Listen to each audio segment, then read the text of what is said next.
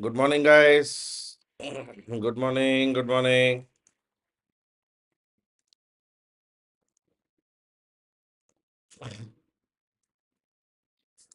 आज दिवाली है.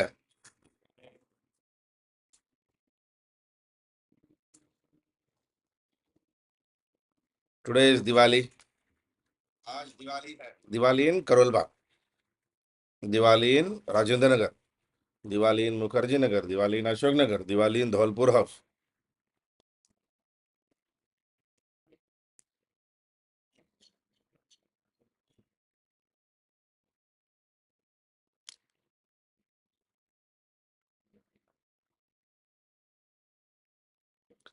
Good morning. Good morning. Okay.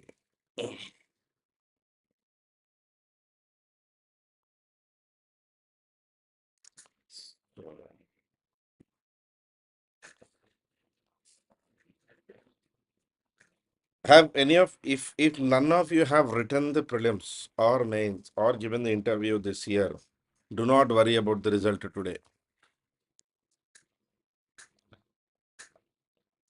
ये यूपीएससी का स्ट्रेटजी है. Today they will give result. Today, tomorrow, day after tomorrow, you will speak about result and waste the time. Monday, Sunday को exam है.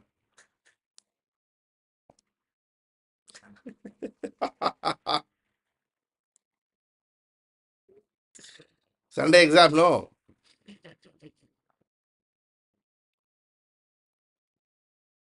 So let us see the first question for the day.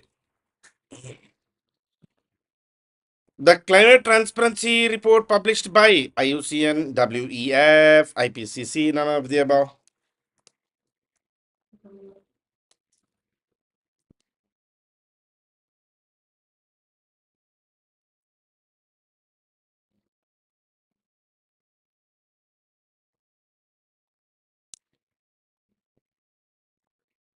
The climate transparency report is published.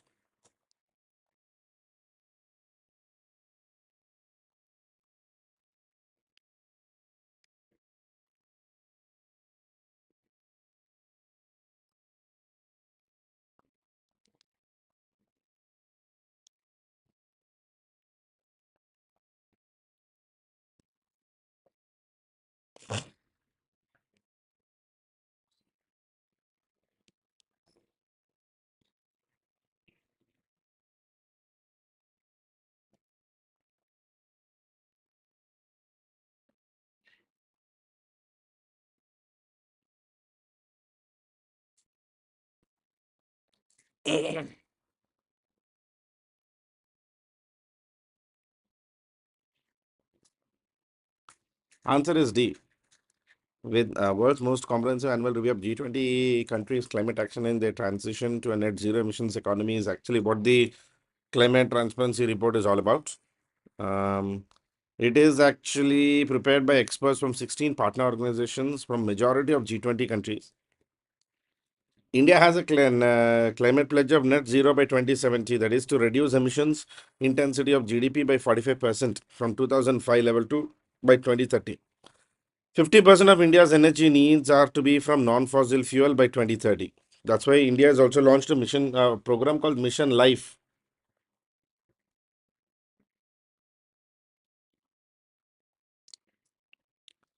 I mean, this is always the experience I've had with result today. From today, the branding budget, the marketing budget of institutes multiplies. आज almost सभी institutes में नया batch पड़ेगा.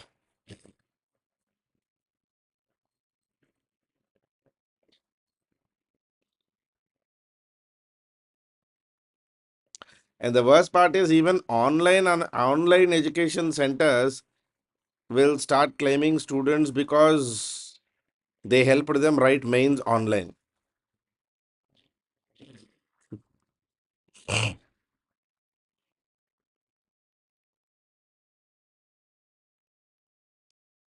Consider the following statements. Yakshagana is a traditional theatre form of Kerala.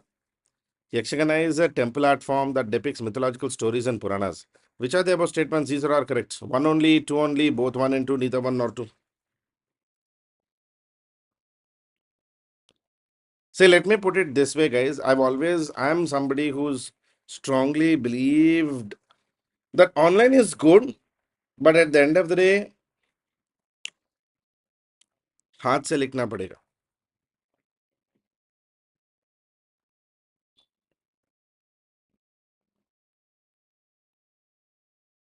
Kunal, you're wrong. पहली बार top 170 from 100 ranks. ये आएगा news में. The undone has been done. 170 out of 100.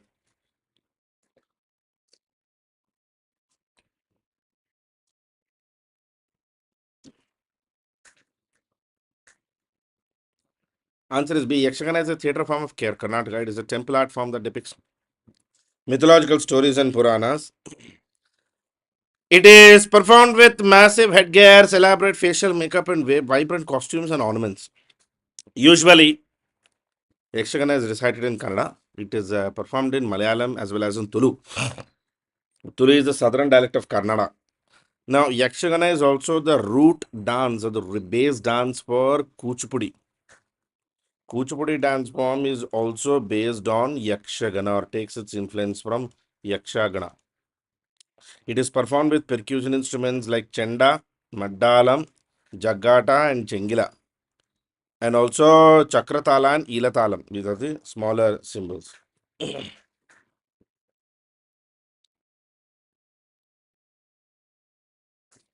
Okay. Now, the North Sea is bounded by Denmark, Germany, Netherlands, Belgium, and France. Select the correct answers using the codes given below.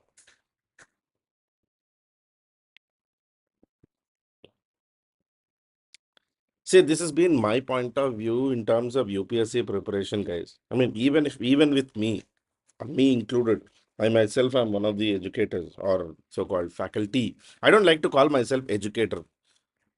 I'm simply just a small-time faculty. That's it. This preparation can be done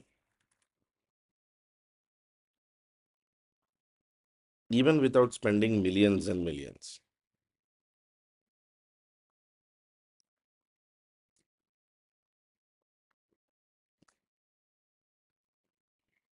And मैं तो एक चीज तो सच है guys.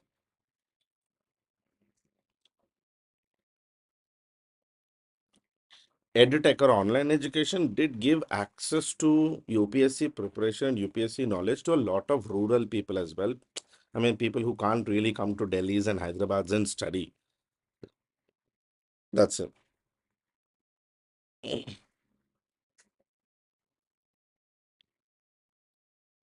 Other than that, I don't see much of a benefit happening here.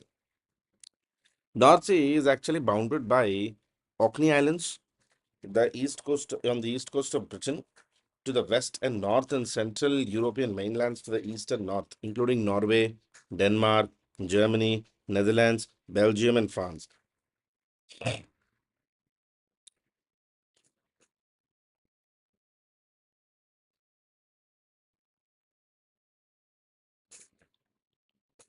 Netherlands and France.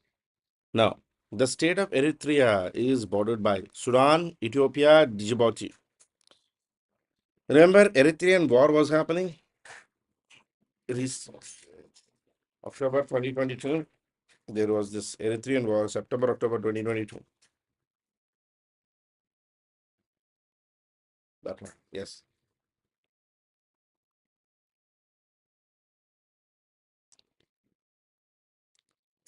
Eritrea is actually surrounded by Sudan in the west, Ethiopia in the south, Djibouti in the southeast. The country also shares maritime borders or coast with Saudi Arabia, Yemen, and the former Italian colony. In fact, Eritrea was actually former Italian colony. In 1947, became part of a federation with Ethiopia, and eventually Eritrea was annexed by Ethiopia in 1952. Special Officer for Linguistic Minorities is appointed by Prime Minister of India, President of India, Governor, and Cabinet Secretary.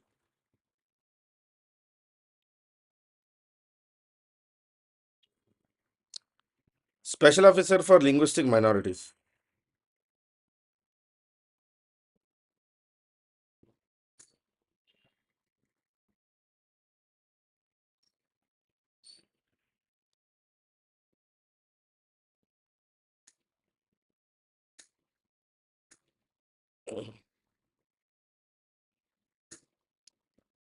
He is actually appointed by the President of India. 7th Constitutional Amendment 1956 inserted an article where Special Officer for Linguistic Minorities is appointed by the President of India.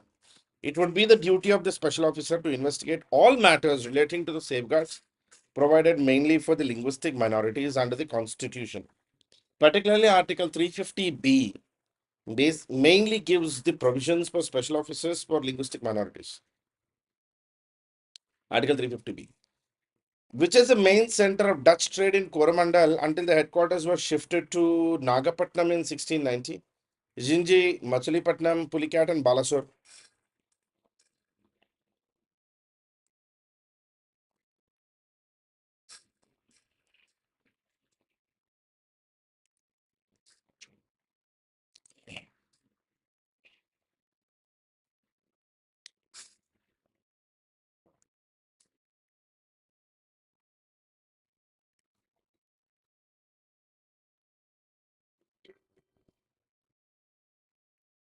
Sandeep, what else can you expect?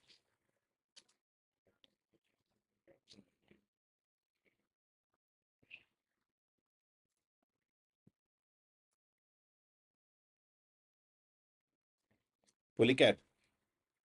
Pulicat was the capital of the Dutch base until Nagapatnam, the capital was moved to Nagapatnam.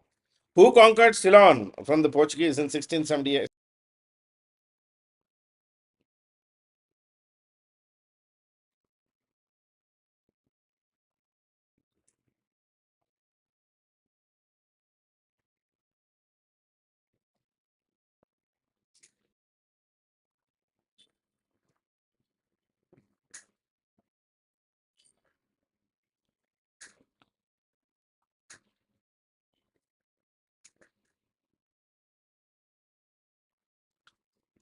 I think it's working now fine.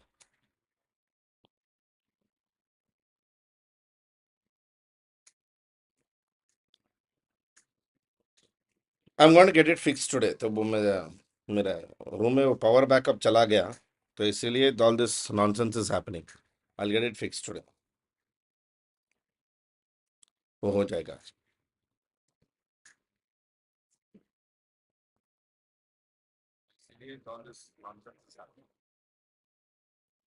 Madhav, there is 24 hours current.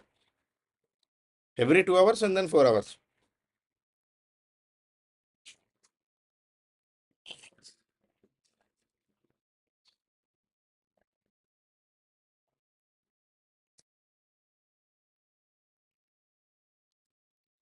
Answer is C. Dutch. Dutch were the people who conquered Ceylon from Portuguese. And eventually British purchased Ceylon from the Dutch.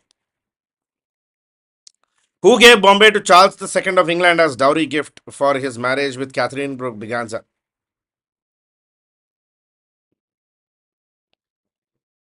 Guys आज एक दिन बर्दाश्त कर लो अगर बीच में फिर से buffering हुआ तो करंट आके आके जा रहा है तो will be getting a complete power backup today anyway हो जाएगा सब आ जाएगा आज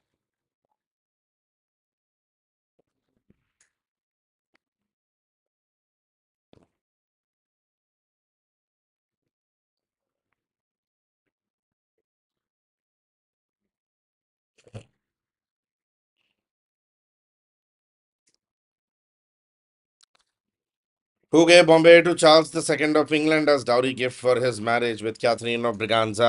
It is Portuguese. Yes.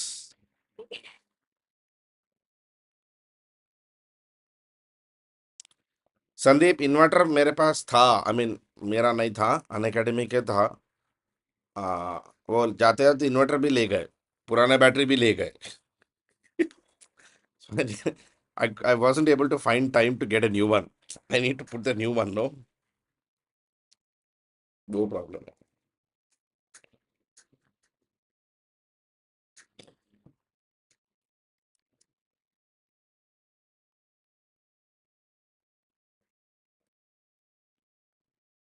सब उनका है. There's they need to take it. Which Englishman remarked, I know these people are best treated with sword in one hand and caducean, rod carried by a messenger on the other. William Hawkins, Joshua Shile, Thomas Rowe, Gerald Omnia. मैं इसलिए white shirt पहनता हूँ ना. मेरा logic reverse है.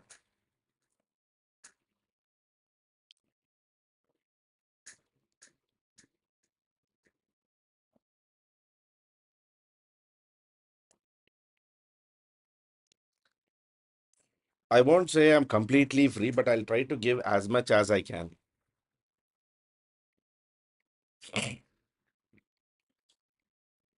I have my sources of survival. तो जब तक मेरे सोर्सेस ऑफ सर्वाइवल है मुझे कोई फर्क नहीं पड़ता. मुझे थोड़ी ना प्लूटो में घर बनाना है.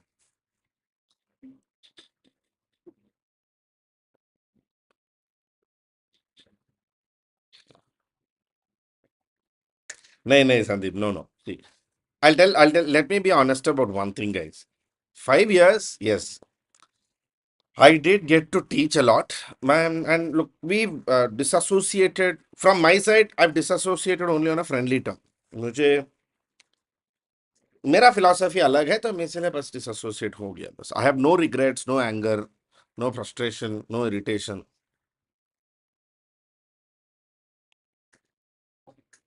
सब अपनी जगह. As Buddha said, everyone is right at every point of the time.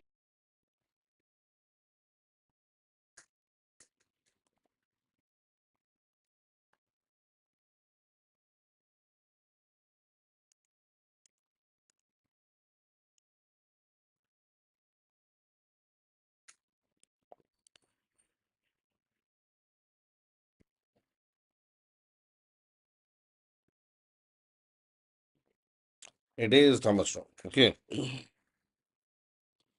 अब क्या करें? An item was developed by European powers which supplemented the European sources for gunpowder and which was also used as a ballast for ships going to Europe. What was that? Cadmium, saltpeter, charcoal, and steam power.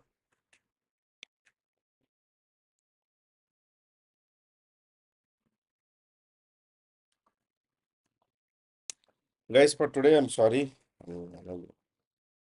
Something is wrong with the internet, with my electricity. So it won't happen from tomorrow. Today, I'm getting the battery backups and everything done.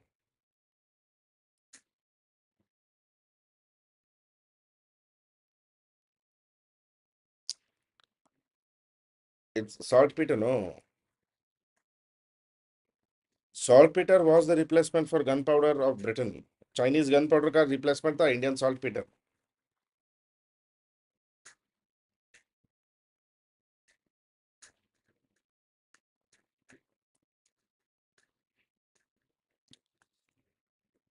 See, this is my point of view. Leaders will only focus when the people ask the leaders. People भी उतने ही बुरे लोग हैं ना. Rather than the requirements of electricity and inflation, people are more worried about dividing themselves. One group supporting Kerala story, one group opposing Kerala story. मतलब जिंदगी मौत की चर्चा है इन लोगों के लिए. केरला स्टोरी सही है या केरला स्टोरी गलत है. इन्फ्लेशन गया तेल लेने, खर्चा पानी गया तेल लेने, सब गए भाड़ में. बस केरला स्टोरी के पीछे पड़े. Kerala story.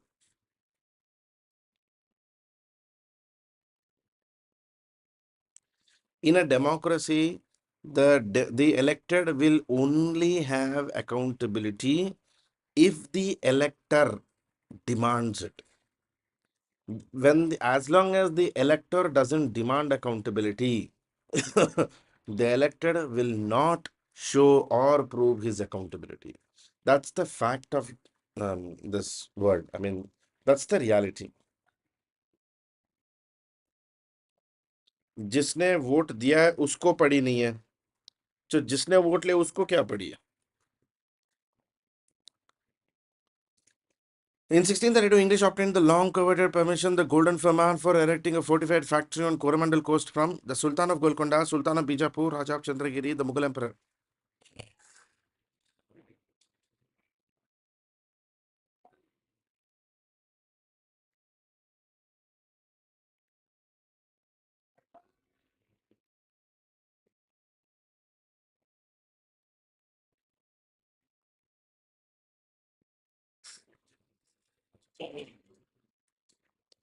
Haryana CM was able to tell that because he had the guts to tell that.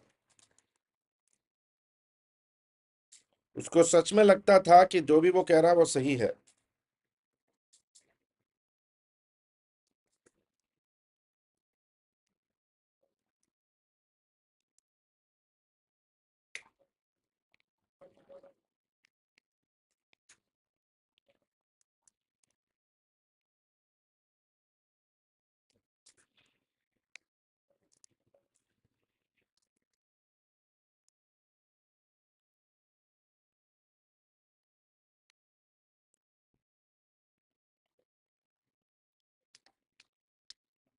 Isn't it Mughal?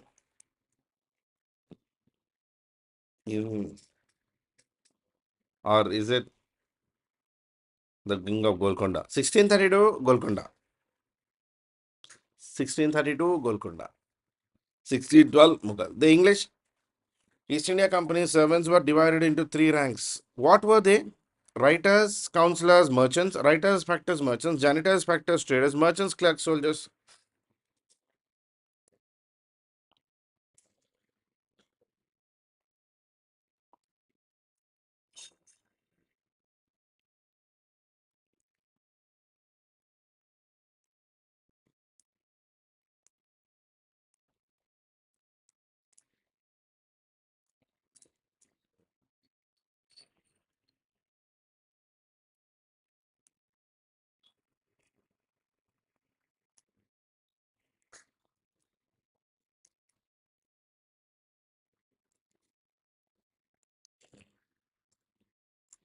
Clerks, writers, factors, and merchants. Answer is B, B, B.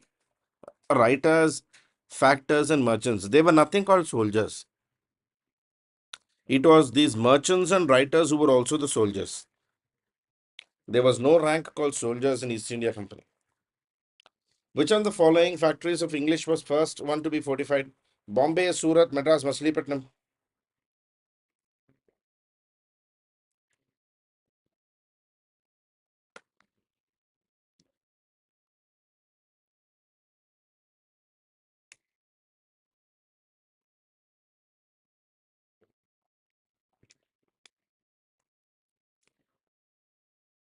Which one was the first to be fortified?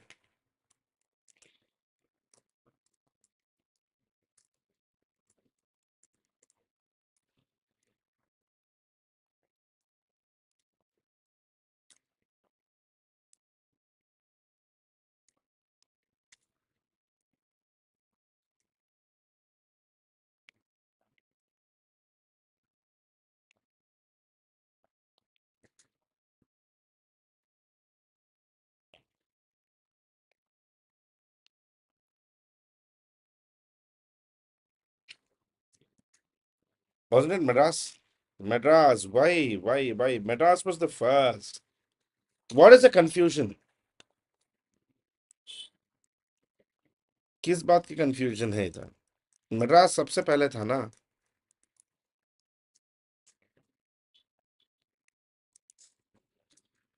Fortification में top.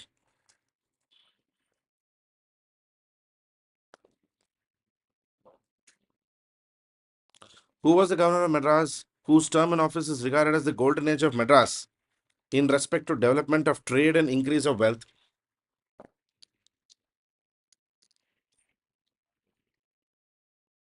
The golden age of Madras.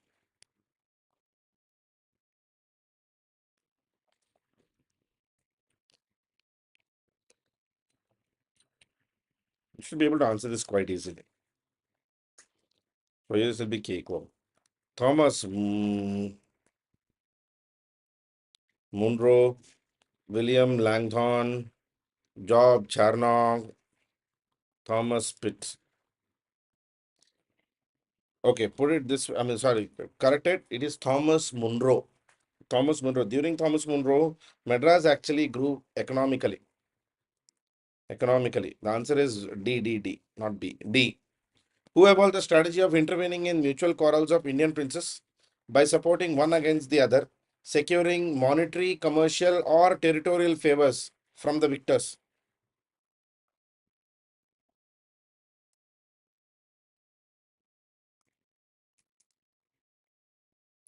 Alfonso de Albuquerque, Robert Clive, Francois Dupleix, Wellesley. Who created this policy of intervention?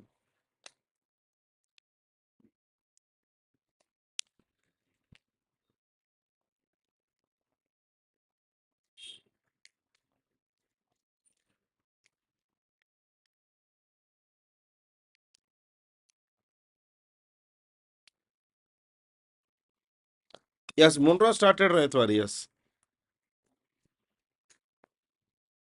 Policy of intervention, wasn't it Dupleix? Why, guys? Why? Wasn't it Francois Dupleix? Guys, they're not asking British. They're asking who. यहाँ पे they're not insisting on British or French. Who devised the strategy of actually intervening in the internal affairs of Indian princely states, securing monetary, commercial, and territorial favors?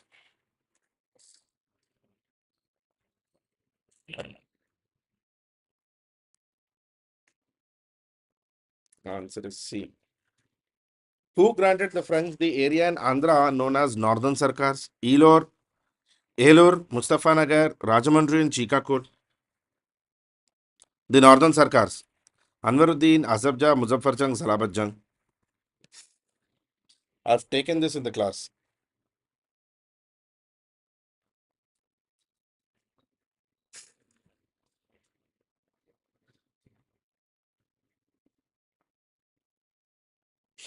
I have taken this in the class. I've discussed this in the class.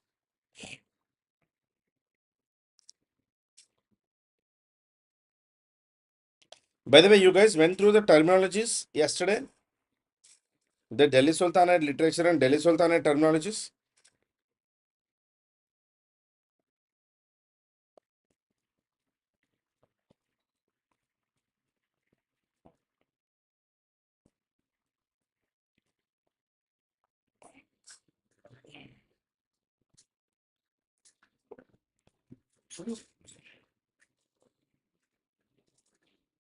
Today we'll put Mughal literature and Mughal terminologies.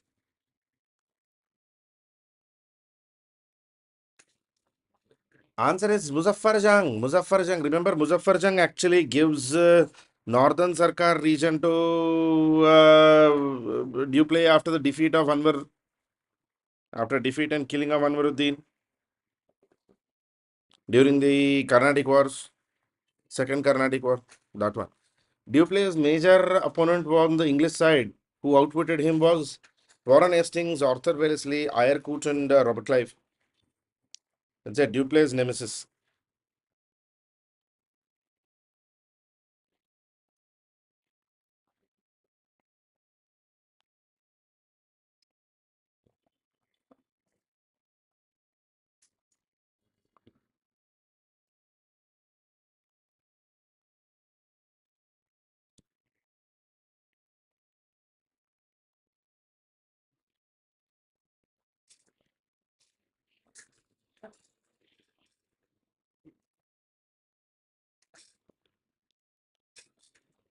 It was Robert Clive.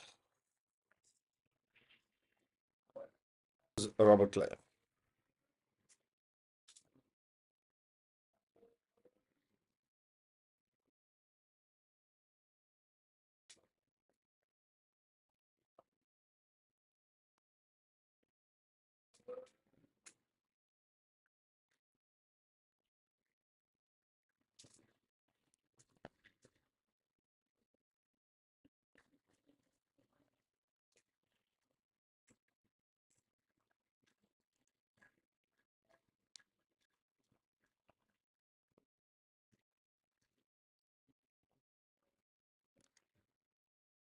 Okay. It was Robert Clive. नहीं नहीं है. It's my internet is आज there is too many power disruptions. I don't know what's happening. Which of the following pairs these are correctly matched? Navigation systems developed in Baidu, China, GLONASS, Israel, Galileo, Russia, Navic, India. That is the correct answers on the codes given below.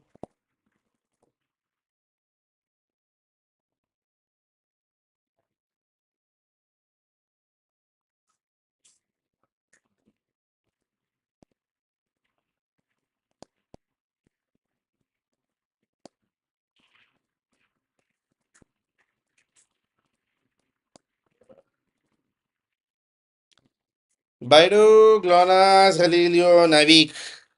Isn't it 1 and 4? Because GLONASS is Russia, Galileo is EU, right? Additionally, there are also two regional systems, QZSS Japan and IRNSS or NAVIC, which is India. NAVIC is mainly regional system focusing on India, South Asia, whereas GLONASS, GPS, Galileo, and Baidu are global. They focus on entire world. Consider the following statements. The first gold coins were issued by Indo-Greeks. The first coins to bear the names and images of rulers were issued by Guptas. Which of the following statements either are correct?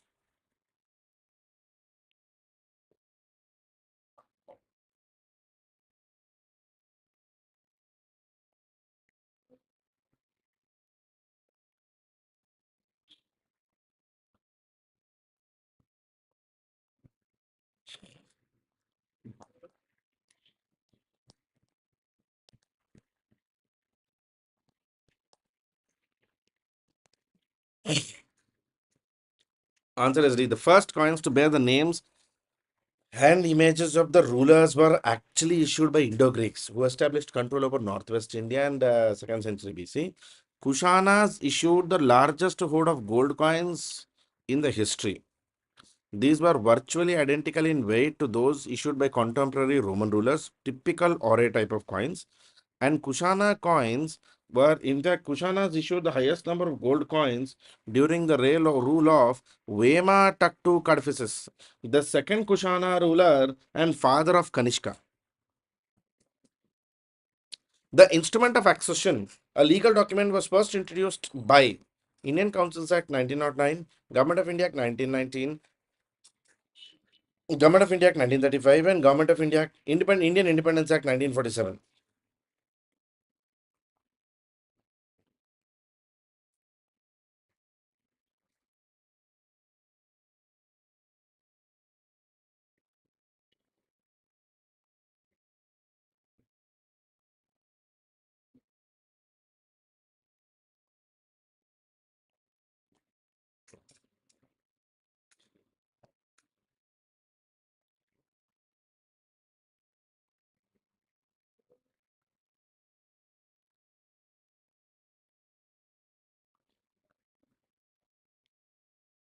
Good morning, Shravan.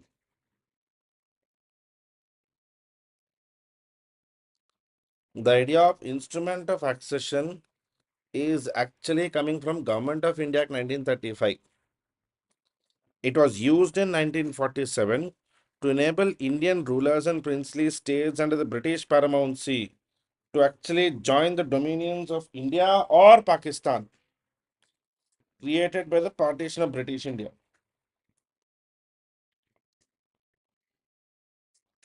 October 27th is actually celebrated as Indian Infantry Day in remembrance to this.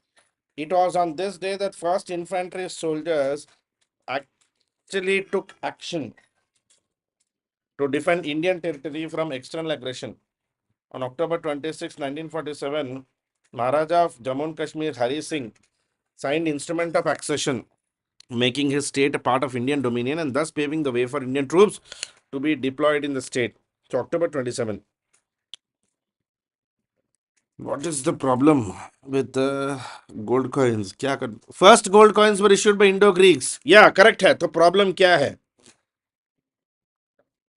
First gold coins were issued by gold Indo-Greeks. What is the confusion? Largest horde were Kushanas. But first were Indo-Greeks. Huh, D is the answer.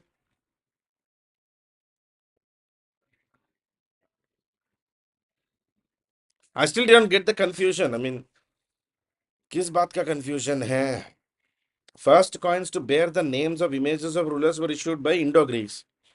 First gold coins were issued by, Kushanas. First gold, and the coins, silver coins were Indo-Greek coins. Silver coins were Indo-Greek coins. The first gold coins, largest hoard of gold coins are coming from Kushanas. My answer is D. First gold coins were issued by Kushanas. Kushanas, also the largest gold coins.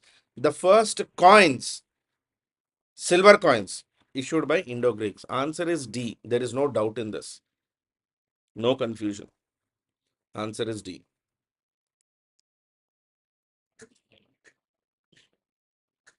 October 27th is Infantry Day. Okay. Consider the following statements. World TB Day is observed every year on March 24th to raise public awareness and to step up efforts to end the global tuberculosis pandemic. TB is an infectious disease caused by Bacillus mycobacterium tuberculosis. And World Health Organization has published a global TB report every year since 1997. Which are the following statements? These are correct. 1 and 2, 2 and 3, 1 and 3, 1, 2, 3.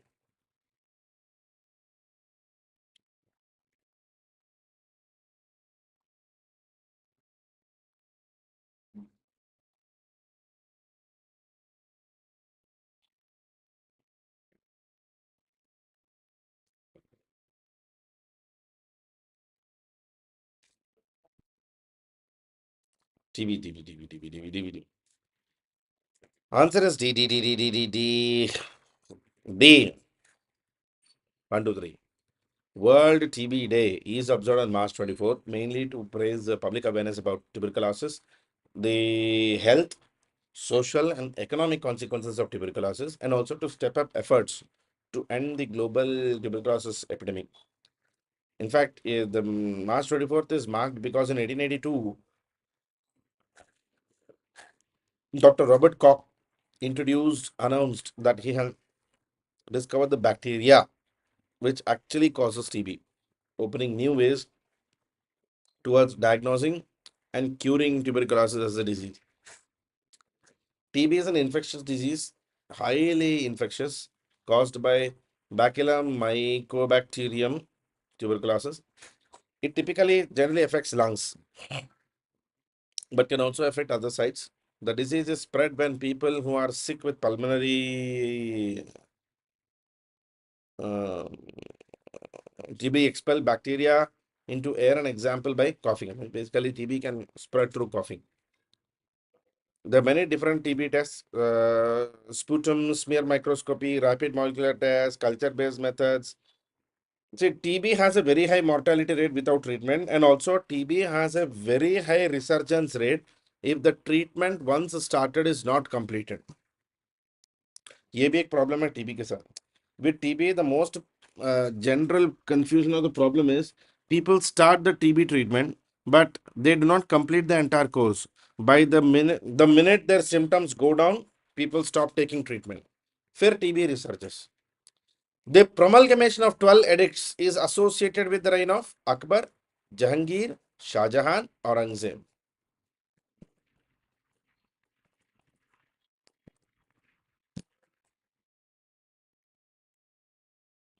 We'll start. Viceroys, ये होने दो, MCQs होने दो, Viceroy start करेंगे.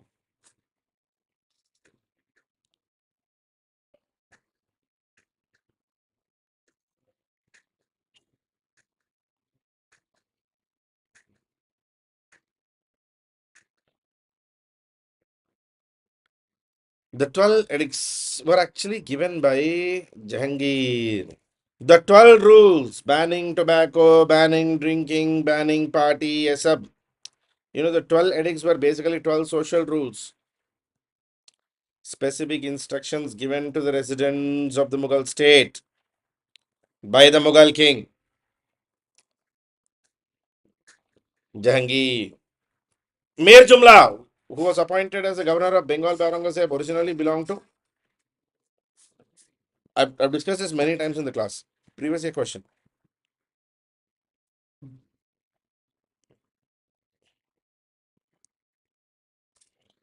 Sandeep, the way I put is just like how we eliminated polio. We won't record the occurrence of polio. Simple.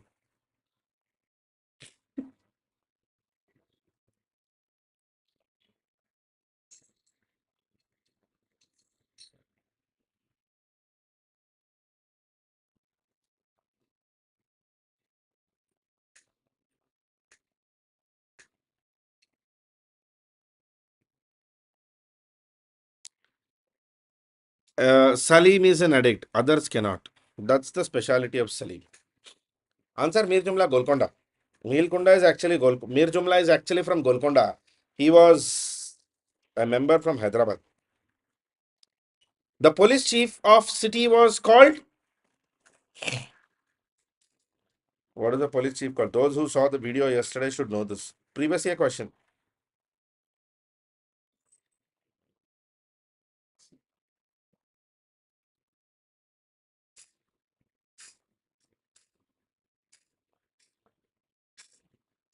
Terminology. Police. Kotwal. Kotwal. Certain mansabdars were paid in cash. They were called Nakdis, Jagirdars, Amirs, Mirzas.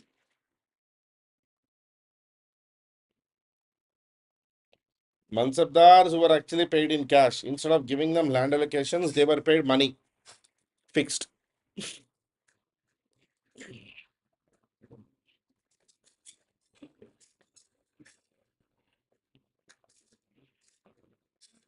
Answer is A. Nakadis. Or in Urdu mein, Nakadi. Nagad. Remember today's word Nagad? Those are the Nakads.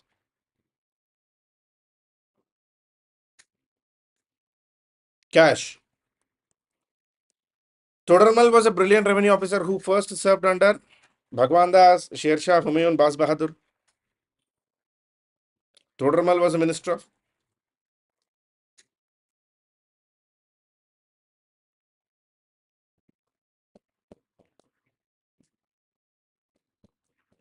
Almost similar to Sandeep, yes.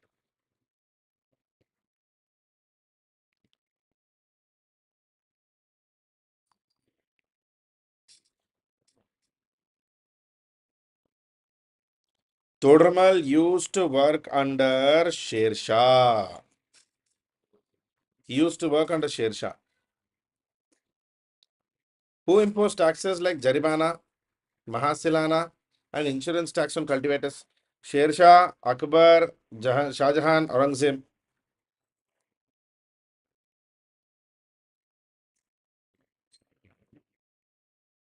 Jaribana, which is surveyor's fee, Akbar's, Sher Shah, Shah Jahan, Aurangzeb.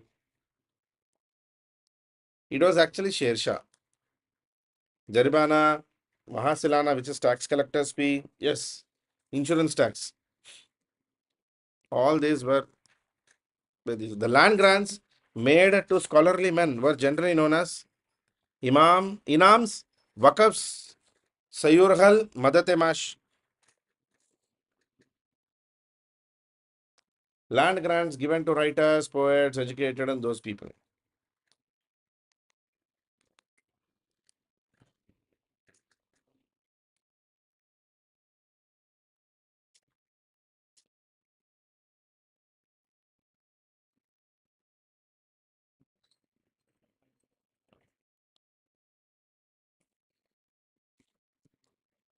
Sayurhal. Inam is basically gifts given to anybody. Wakafs are land allocated for religious institutions. Sayurhal are those which are given to scholarly men. Madate Mash is basically given to those people who need economic support from the state. Villages with no zamindari rights were called Rayati, Mulkiyat, Peshkashi, Biswi. Villages without mansabdars.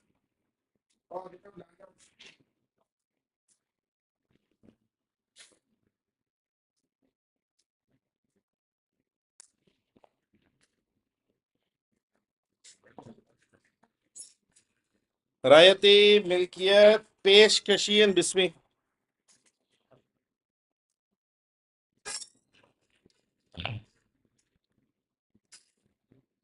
Answer is A, Rayati. The villages with no zamindari rights were called Rayatis. Rayatis, Rayatis. Guys, these terminologies are extremely important. More important than your viceroys. Peshkashi zamindars were territorial zamindars who did not render any military service to the state. Territorial zamindars who rendered military service to the state. The primary zamindars who maintained law and order. And intermediary zamindars who collected taxes for the state. Peshkashi zamindars. In terminologies में ही सारे लोग गलती कर बैठते हैं majority.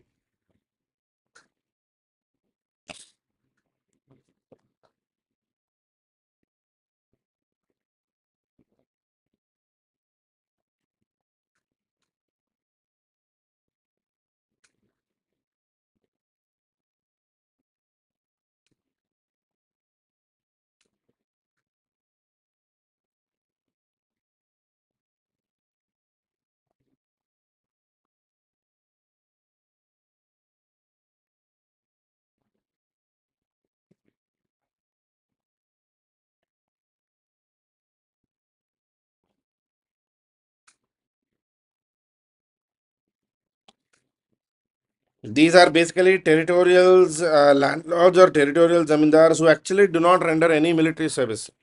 Peshkash, they submit, yeah, they gift. The only type of Jagir which could not be transferred was Khidmati Jagir, Watan Jagir, Mulkiyat Jagir, and Tan Jagir. नहीं, Sandeep, these were previous year questions. Technologies में इतना भयंकर वाले questions आते हैं.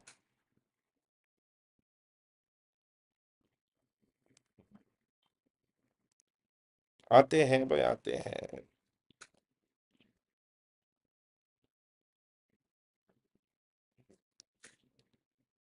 Those bit could not be transferred were Watan Jagirs. Watan Jagirs were autonomous Jagirs, remember?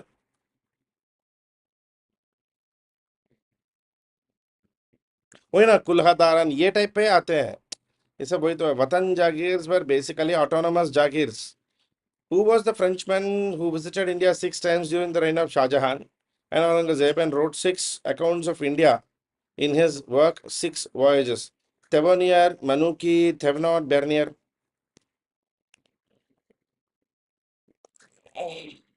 Tanka Jagir, Tan Jagir.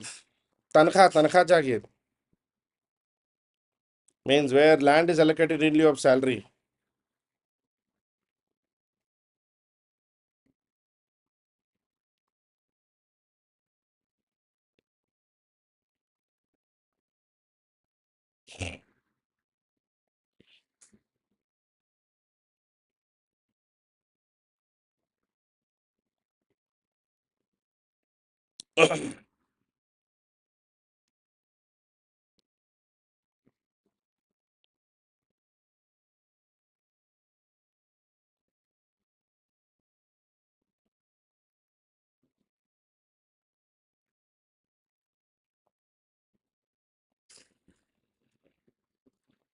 It was Tavernier.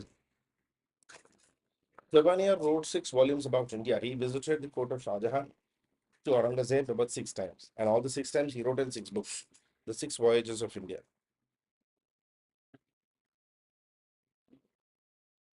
Yes, Jagirs were hereditary.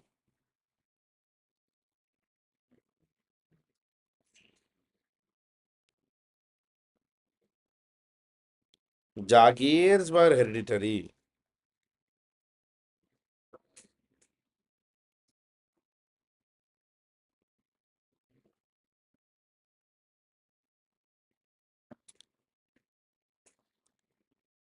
Anudeep, yes, you can.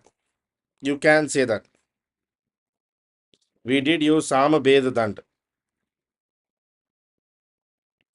The only problem is we were forced to use that by the British.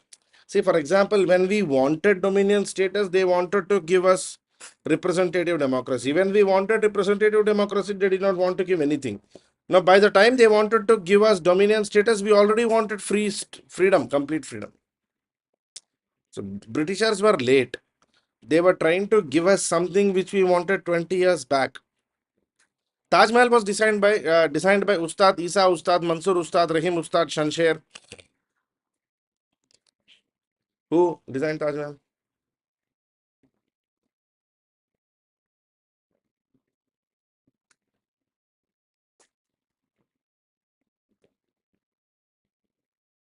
Ustad Isa, Ustad Mansur, Ustad Rahim, Ustad Shansher.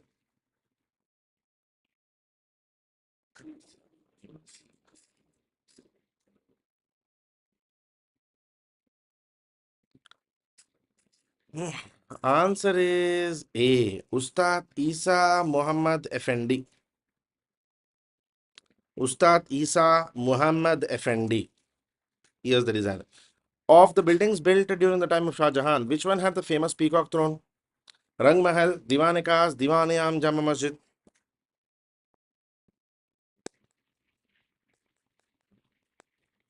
Ustad Mansur was the painter.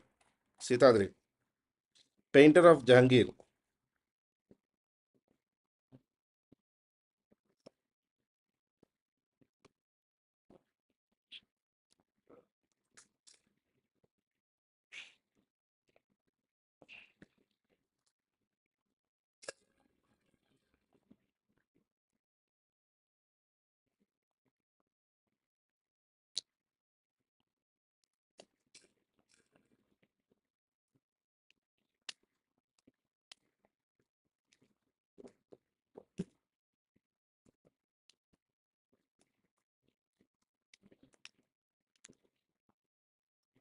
Ustad Muhammad Effendi, he was the chief mason.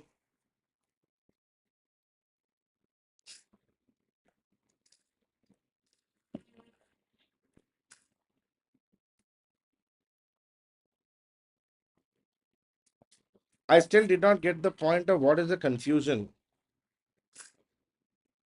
अभी तक ये समझ नहीं आया कि किस बात का confusion है यहाँ पे.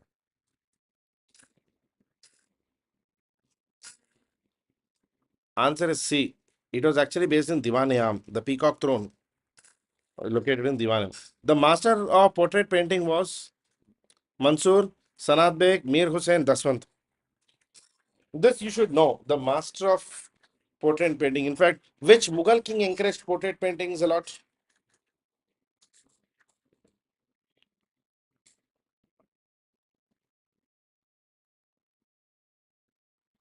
It was Ustad Mansur. Ustad Mansur, Jahangir. Daswant is Akbar. Akbar के period में portrait paintings were not encouraged. Instead, nature-based paintings, theme-based paintings were encouraged. Ustad Mansur encouraged portrait paintings tremendously. Surdas, Baiju Bavda, Ramdas were famous singers during the time of Akbar, Jahangir, Shah Jahan, Aurangzeb.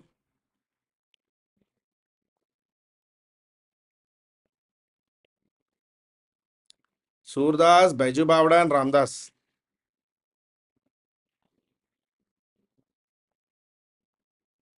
These three were Drupad singers of Akbar, right?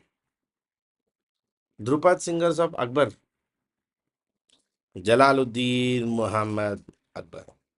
The subject matter of Hamza Nama is architecture, painting, music, philosophy. Hamza Nama.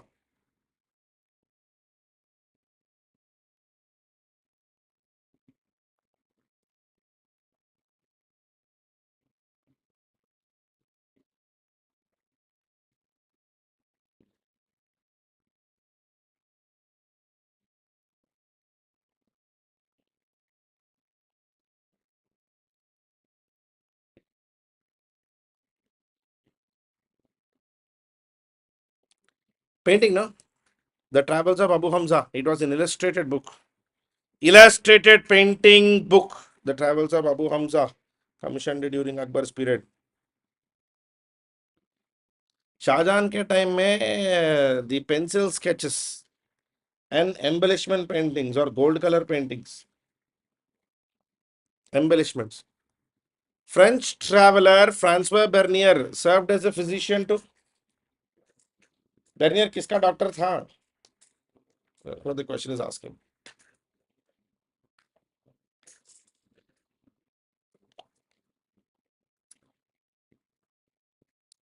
Francois Bernier actually served as a physician to whom?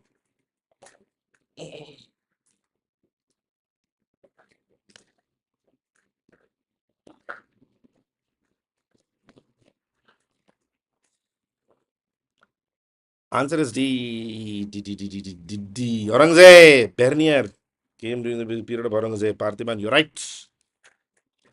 Which of the following manuscripts containing miniature paintings reveal a sense of realism and authenticity witnessed or experienced by the painters themselves? Timurnama, Akbarnama, Jamiu Tawarikh, Tarikh Afifi.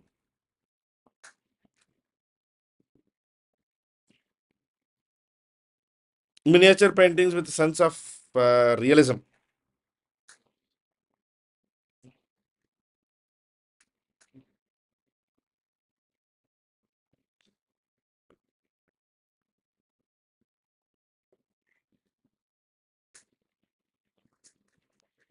Answer is B.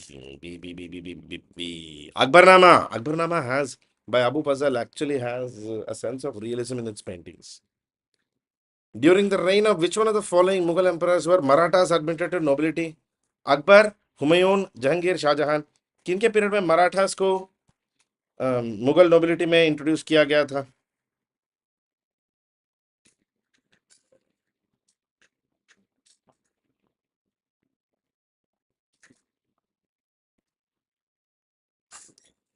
Answer will be C. During Jahangir's period, Shah Jahan had gone to Deccan.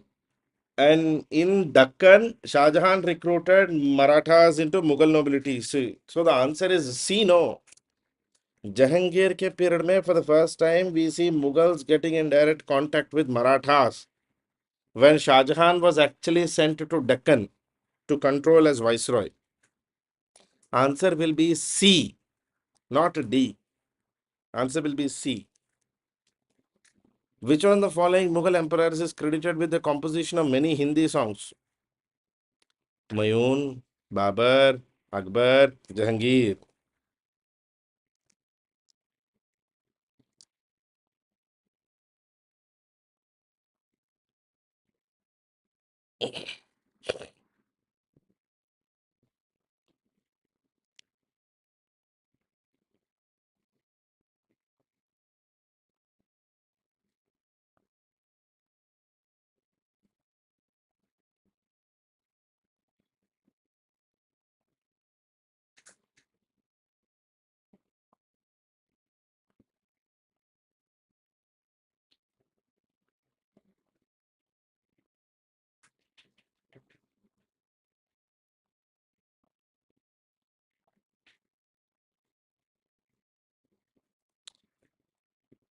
Answer is D, D, D, D, D. Hindi में Jahangir Jahangir in Hindi Jahangir in Hindi. Murakhas of Mughal period were albums of miniature paintings, revenue officials at the Pargana level, and hired soldiers of the Mughal nobles, musical compositions by Sufis. Murakhas.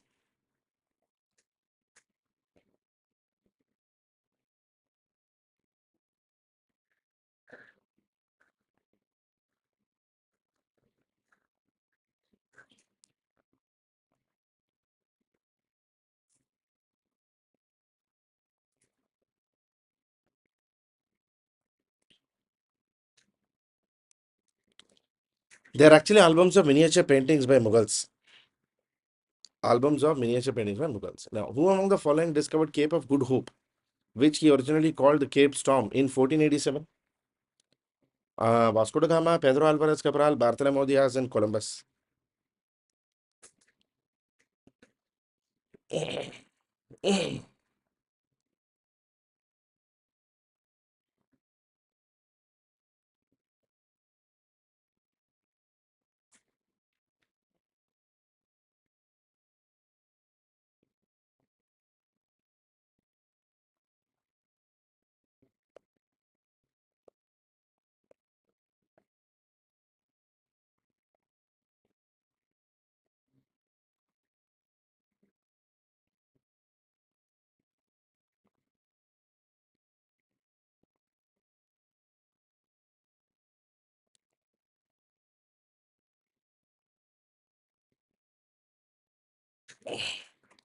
Bartholomew Dias. It's actually Bartholomew Dias. If you remember, I keep telling this in the class as well. It comes a lot many times. It is actually Bartholomew Dias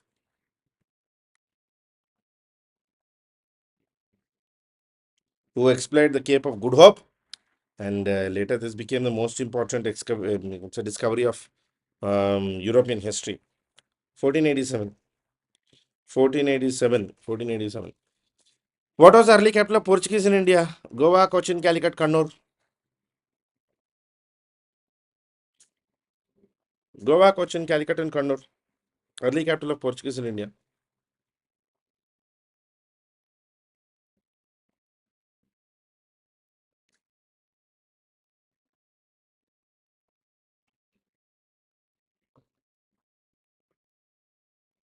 Cochin, Cochin, Cochin.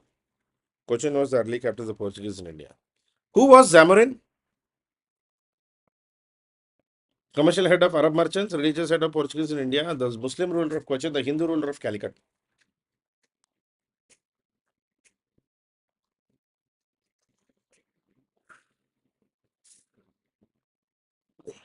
These type of one-liner questions are actually very risky questions. इनमें फंस जाते हैं.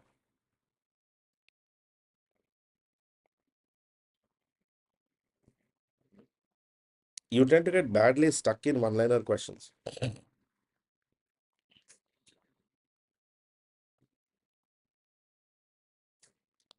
Answer is D. Hindu ruler of Calicut. Kapad, Calicut is where Vasco da Gama entered. So when Vasco da Gama entered Calicut and Zamorin was the king of Calicut, so naturally the king of Calicut.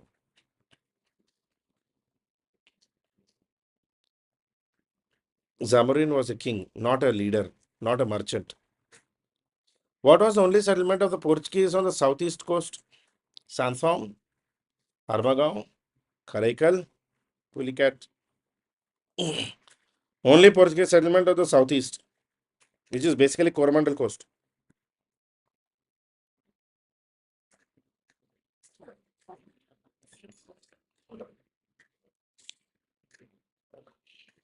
I love chronological questions. If you are perfect in chronological questions, you are perfect in every type of question of prelims.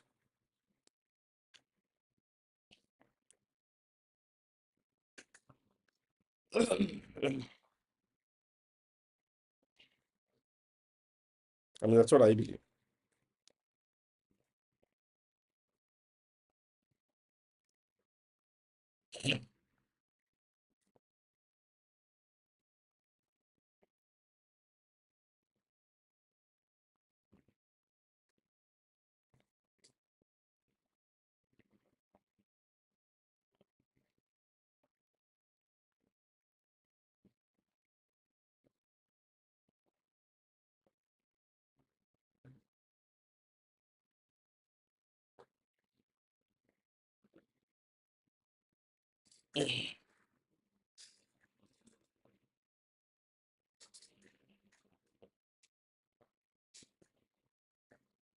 Answer is Santhom.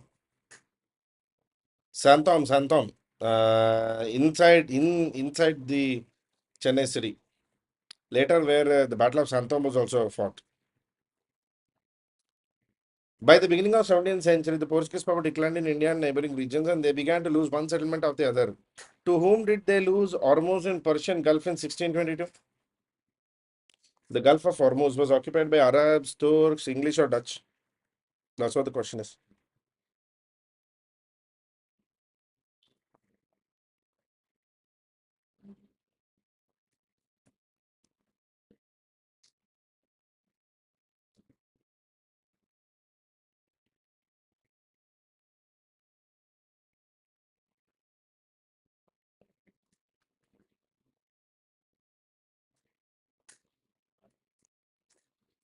English.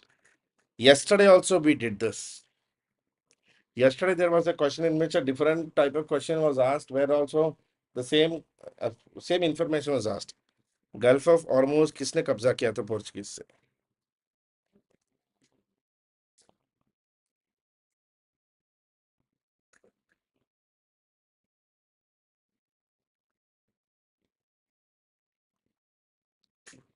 When and by whom were Portuguese driven out of Hooghly in Bengal? 1625 Shaista Khan, 1631 Qasim Khan, 1650 Prince Murad, 1666 Prince Shuja.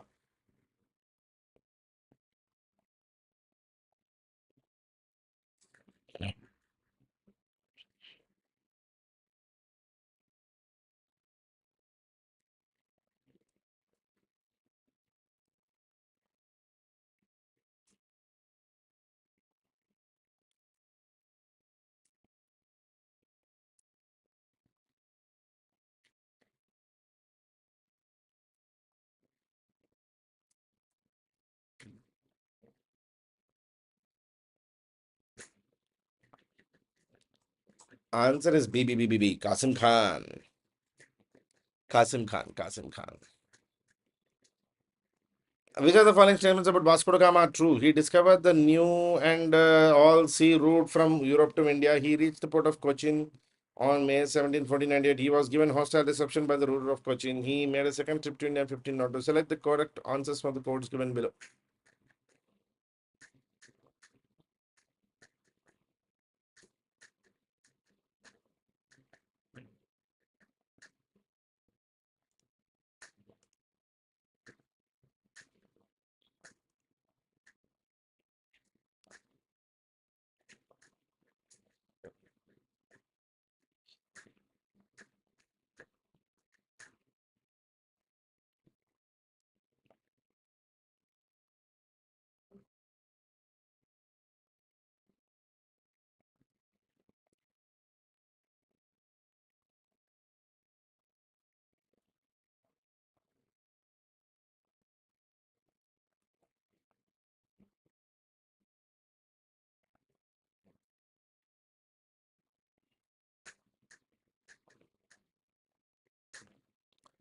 Answer is C.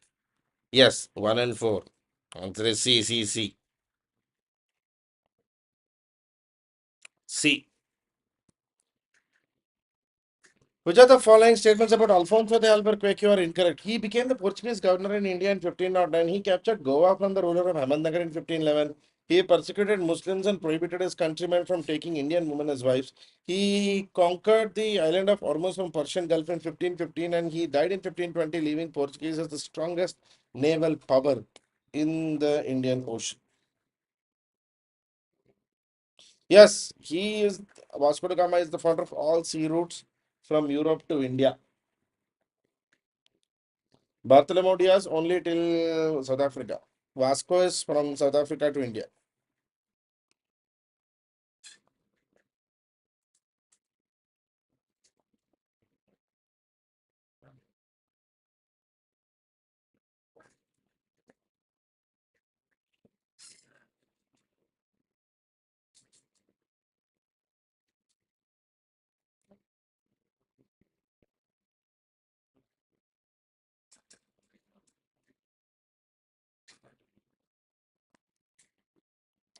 Answer is A. D. He captured Goa from the ruler of Ahmednagar in 1511 and he persecuted Muslims and prohibited his countrymen from taking Indian women as wife. And he died in 1520, leaving Portuguese a strong naval power in Indian Ocean. All the three statements are incorrect. The question is asking incorrect.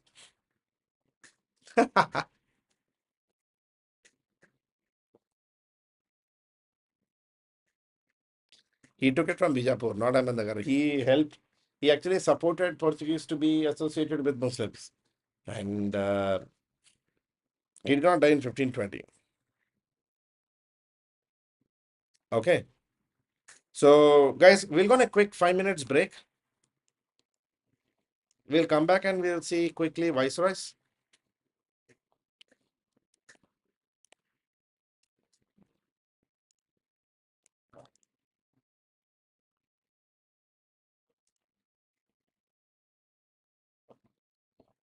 The Governor Generals and Viceroys. Lord Elgin the second से देखना पड़ेगा. Elgin and Curzon. Okay. I'll see you in 5 minutes, guys. I'll see you in 5.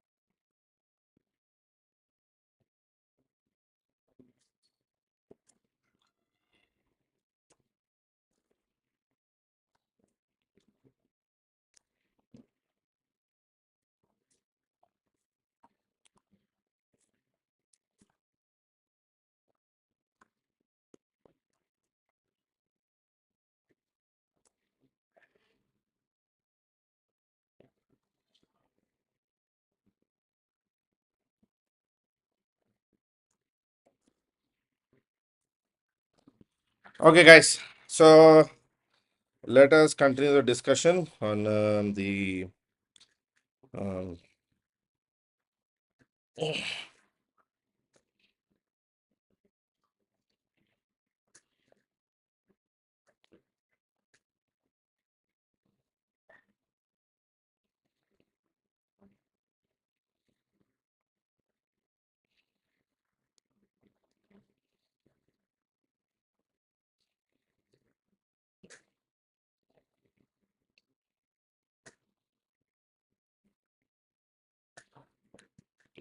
Viceroy Elgin.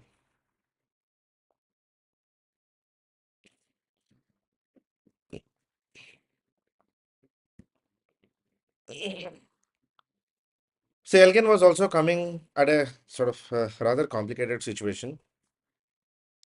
Um, he's he was appointed by Arthur Balfour to conduct an investigation into the conduct of Boer War. In fact, Elgin was also a liberal. He was actually a soft-hearted guy. He has traveled extensively in South Africa.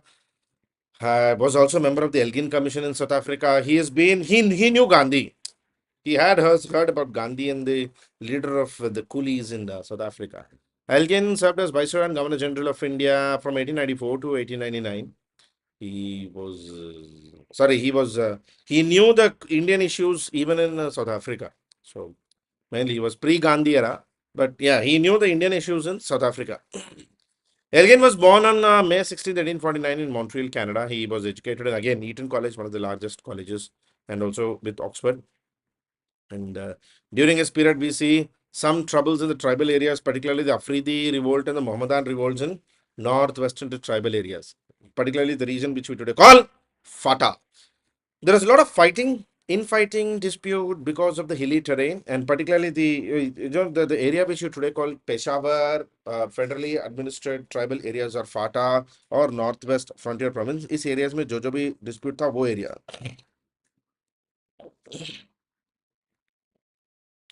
Okay.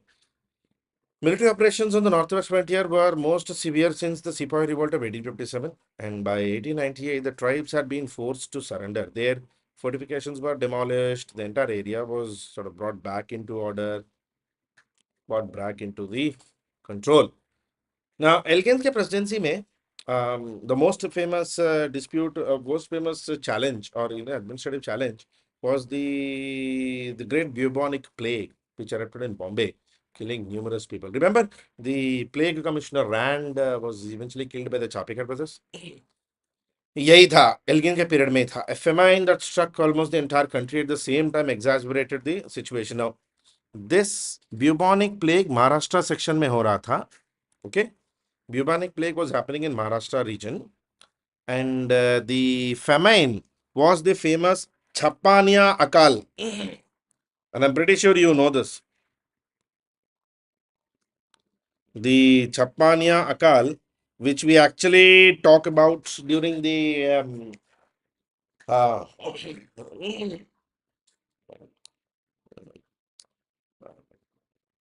Champaran Satyagraha ke period, I tell you about the Chapani Akal. Plague was and famine devastated the country, and it estimated 750,000 people died in British territory alone, with another 4 million receiving aid, mainly to provide financial aid during this period. Yes, Tilak supported killing of the commissioners who were not doing good job during the Bubonic plague. That's why Tilak was arrested. No, 5% extra duty was imposed on all imports into India. So, in fact, Manchester goods and British goods were made expensive by putting an extra famine tax.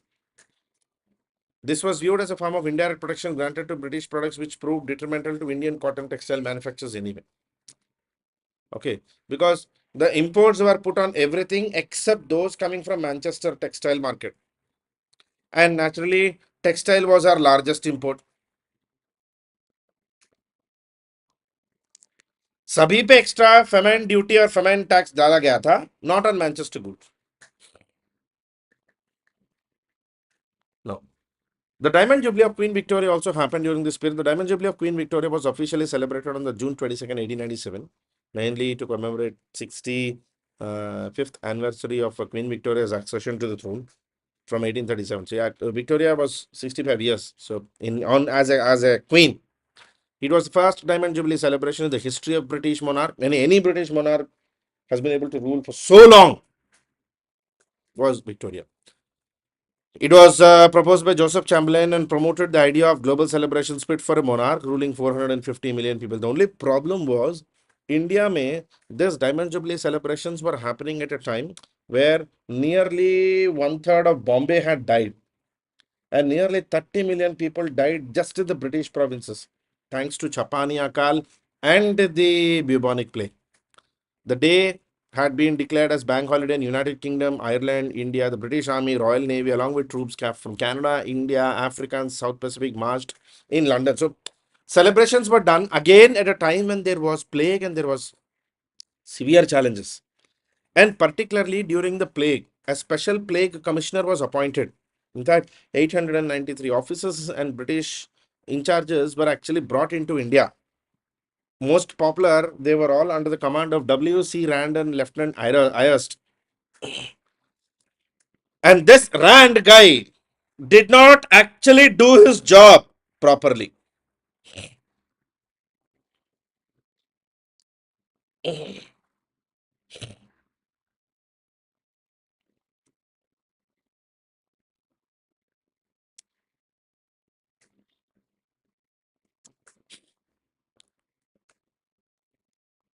So Chapekar brothers um, from Bombay actually took the event into their own hands and tried to kill Rand. Soldiers went door to door enforcing anti-plague measures. In fact, the problem was the plague measures were implemented very ruthlessly. Most people, however, were illiterate, ignorant. They actually saw plague as God's wrath. So there was this cultural confusion as well. But government's measures were seen as very brutal.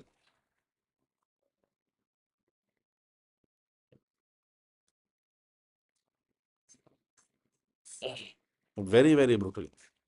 And riots broke out in various locations as a result of opposition to government's sanitary policy. Bal Gangadhar Tilak was writing inflammatory articles in the Kesari newspaper at that time. Remember, Tilak actually supported and encouraged this issue. Rand was eventually assassinated in the midst of chaos by two Pune teenagers, Chapekar brothers. Yes, Tilak's properties were confiscated, and Rand murder became one of the first, you'd say, militant revolts against incapable Britishers. Tilak was eventually sentenced to 18 months in prison with hard labor. And also, Tilak declared in the court during the trial that Swaraj ha maza janam se adhikara hai. Ani to mi milavinach. Swaraj is my birthright, and I shall have it. Tilak said this for the first time during the support of the Rand murders. Tilak became a national hero as a result of his statement, and meanwhile, the bubonic plague spread to other parts of India, killing approximately 10 lakh people across the country. Plague was very bad and very impacting. The plague itself was very common, but particularly bubonic plague was very big. It was discovered in India in October 1896. It was an endemic to particularly some areas such as Mesopotamia, Central Asia. But eventually it spread into other areas as well during that period to Hong Kong, China. Plague event quickly came into Bombay presidency because in those days people used to travel a lot. Hong Kong wale India aate the, India wale Hong Kong jate the. I mean that used to happen in 1897. The death toll of bubonic plague during Elgin the Second's period was substantially huge. Government took drastic measures, but the problem came is that way measures were implemented. Government went ruthless to implement these measures, and that made relations pretty bad between India and the government. During Elgin's administration, military also went through significant change. Entire Indian army was placed under the command of the Indian chiefs, commander in chief, with four lieutenant generals for Bengal, Madras, Bombay, Northwest provinces. Remember previously during Lytton's period, this governor generals, the military system was reorganized.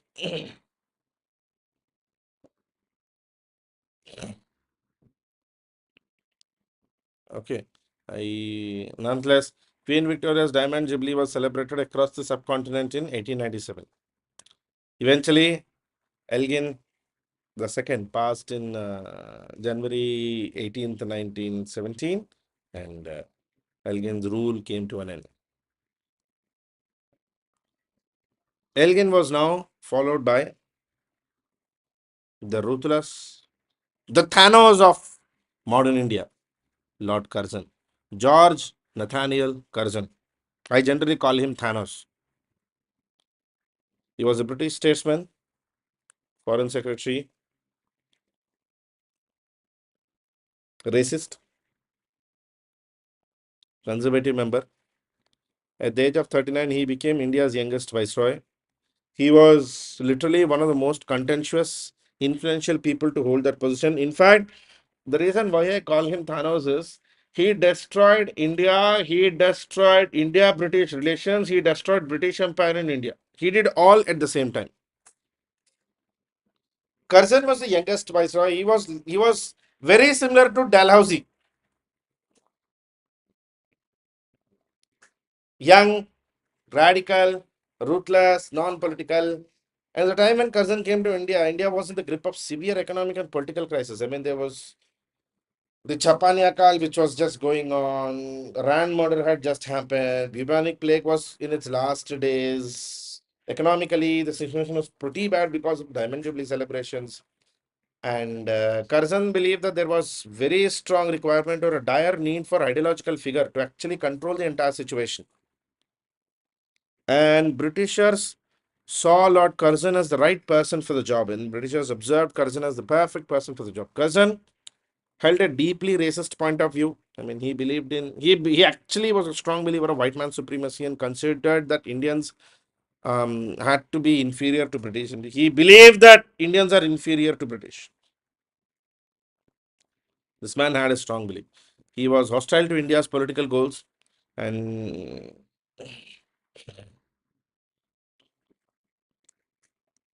Linlithgow is Gomorrah. Sometimes good, sometimes bad.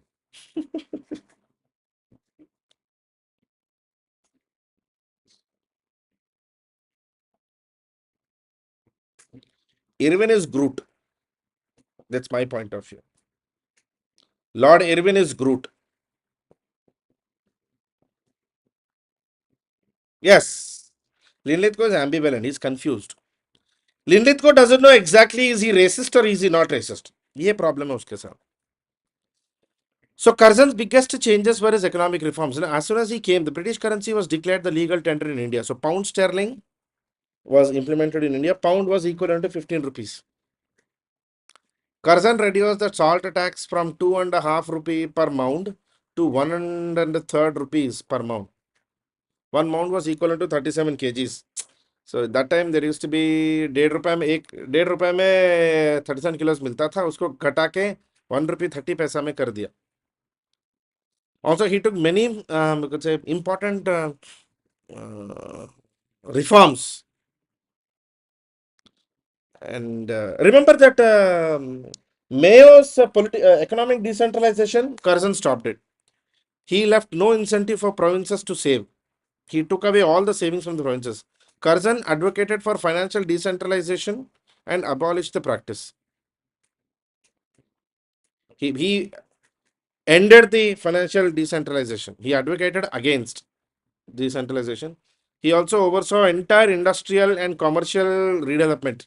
A new department was created during this period called Department of Commerce and Industry, which remains even today. And during his period, we see a lot of commissions coming into existence during Curzon's period. Like, for example, one of his first important commissions was the Robertson Commission. In 1901, he appointed a railway commission called the Robertson Commission, or under Mr. Chairman Robertson. Under this commission, railway lines were expanded, railway departments were abolished. The management of railways was completely moved into Public Works Department under 3-member railway board. And see, I'll tell you, Curzon is the guy who actually made railways to work like military. See how how military has its own existence, like military cantonments, military police, military law, military systems, military governance, military codes. Just like that, railway also converted into that. railway platforms, railway areas, railway colonies, railway churches, railway schools, railway boards, railway regions. That happened during Curzon's period. Department of Railways were eventually established on a commercial basis with profit as the only goal of railways. So he did that. So railways, he converted railways into a commercial institution.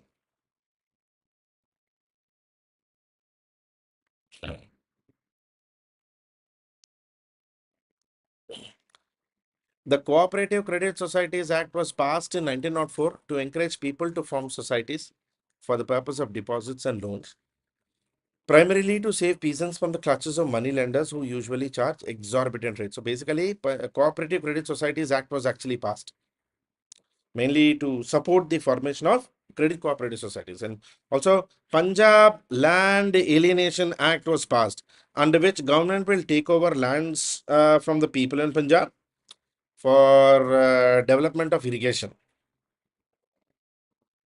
And also, if farmers are unable to pay the money lenders, government will take over. Curzon attempted to improve the revenue administration by establishing three core principles for agriculture. Three core principles for agriculture: Punjab land alienation, development of credit cooperative societies, and government itself giving loans for agricultural loans.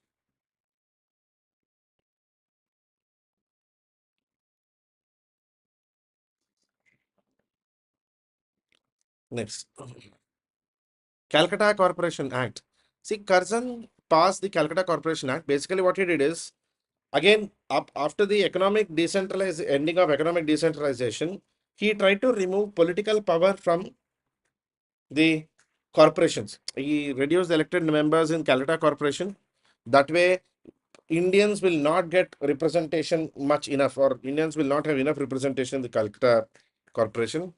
He undermined the local self-government. Again, he tried to take things back from the Ripon spirit. You know how Ripon promoted local self-government? Curzon was against it. 28 members of corporation actually resigned. Calcutta Corporation went on a protest. But eventually, he converted corporation into a government department, with English and Anglo-Indian members holding majority and Indians not having majority. So for agriculture, remember one more thing. Curzon also implemented the Moncrieff Commission. Moncrieff Commission is one of the most important commissions, just like how we had the Railway Commission under Robertson, the Robertson Commission, Moncrieff Commission, and for police reforms, we had the Fraser Commission under Andrew Fraser, mainly to oversee police reforms. In fact, Fraser Commission police reforms remains one of the most important reforms done in the history of Indian police. It advocated for appointment of Indians as police officers. This was completely different approach to how Curzon understood. Indians could only advance to the position of Inspector of Police, highest ranking NCO, non-commissioned officer. Curzon also detached the Department of Criminal Intelligence, which is CID, to Government of India at the center. So the state CIDs were removed and put into center, along with foreign intelligence, or what you call IB. I'll repeat. Criminal investigation departments were established at the provincial level in all provinces of British India. Now I'm repeating: Robertson Commission, Railway Commission, Robertson, Railways, Moncrieff, Irrigation, Fraser, Police. Police reforms is Fraser Commission, Sir Andrew Fraser. And then he also had the Raleigh Commission for universities.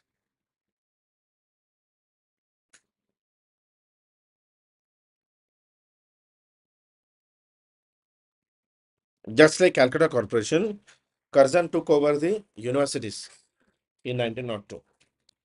Mainly, the commission was appointed at a conference of education conference in Shimla in 1901. It was headed by law member Thomas Riley, Syed Hussain Bilgrami, and Gurudas Banerjee as its members. Yes, exactly. The idea was Universities Act. The commission regulated university senates so that no revolutionary discussion or nationalist discussions can ever happen in universities. Strict university monitoring by the government was started from this period. Very strict university monitoring. And it also made recommendations for schools, school education reforms, university circular reforms, university curricular reforms, recommendations on education, examination, research, student welfare, state scholarships. पूरी तरह universities were taken over by the British government during Lord Curzon's Rayleigh reforms suggestions. In fact, Universities Act 1904 tightened the control over Indian universities. This led to more and more Indian nationalists hating Curzon and also the growth of extremist thought in Indian National Congress. It only worked for higher education institutions to form a library system, and in fact, it was strongly opposed by Indians, the Universities Act. Basically, Curzon took over the universities. And he also wanted universities to focus more on education and research. University fellows and their terms of office were completely reduced. I mean, staff was reduced. The government was to have authority to veto any university senate regulations. I mean, any regulation.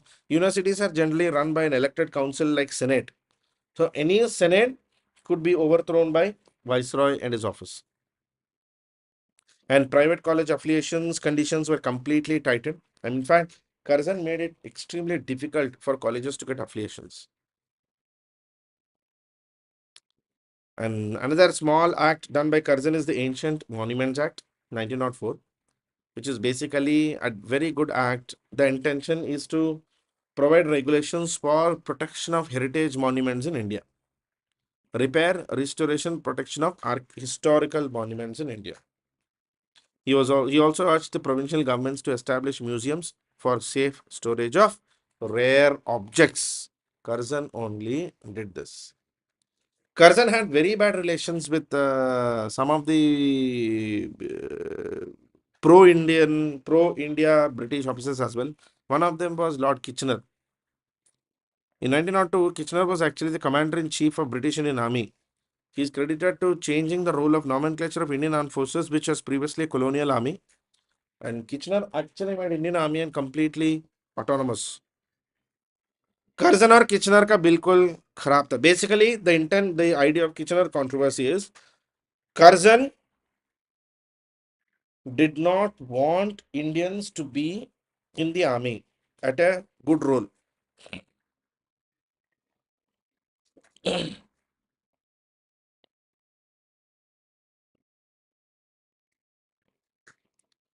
Kitchener controversy has to be done.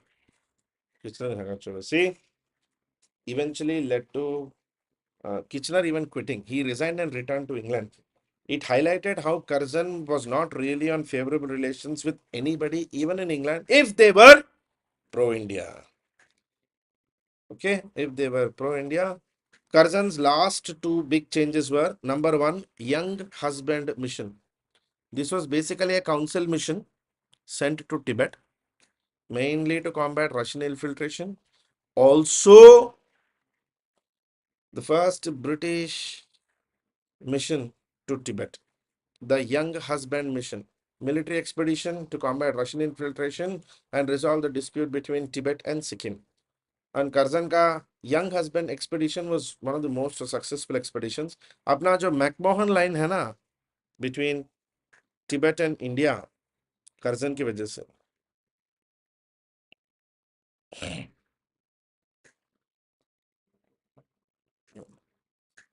Expedition was effectively a temporary invasion by British Indian forces. But and last one is Bengal partition. This is the only thing which everybody knows in and out about Curzon. Curzon intended to divide Bengal into Muslim East and the Hindu West, and eventually the partition was implemented. Bengal partition was most vehemently, strongly opposed by Indians. Hindus were outraged by what they saw as divide and rule policy, open divide and rule policy by Lord Curzon. And eventually, the partition remained till 1911 when Viceroy Harding cancelled the partition. Curzon was in India for 7 years. His rule has generally been known as the rule of missions, commissions, and omissions. Right? He's right, right? Isn't that right? Curzon's rule is generally known as the rule of missions, commissions, and omissions. Calcutta Corporation Universities was removed. सिर्फ commissions आए थे and missions, Young Husband Mission, Calcutta Mission, etc. Official Secrets Act, Indian Universities Act, Calcutta Corporation Act, Bengal Partition, all of these left him in very bad situation. They were supporting the partition. That part we will see in next. Who will come? Minto, Lord Minto. The partition instilled a deep resentment, hostility throughout. In fact, Indians properly started to hate British after Curzon, after the rule of Curzon. Because till then, we did not really intend to hate British or we did not intend to have bad opinion about British. But Curzon के बाद रिश्ते खराब हो चुके थे. Curzon finally left India in 1905 in a lot of tumultuous or confused atmosphere. Okay, guys, that's it in the session for today. Let us meet tomorrow in the morning, 8 a.m. We'll see some more MCQs and we'll be seeing Viceroys as well. Thank you. You have a nice day. Bye-bye. Today was a long class. I'll see you tomorrow, guys. Bye-bye.